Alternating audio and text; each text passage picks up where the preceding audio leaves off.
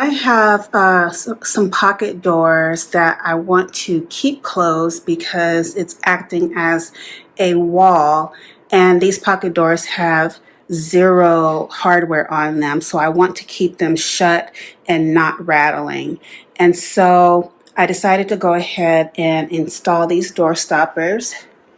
Here you can see how they are. The doors are not like even on the track. So what's nice is that I was able to set each door into place on its own individual track with its own nuances.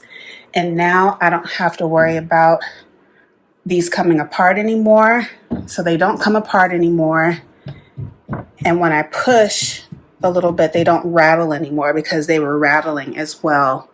So this was a great solution to keep my pocket doors shut, and I hope this helps you decide if these are right for you as well.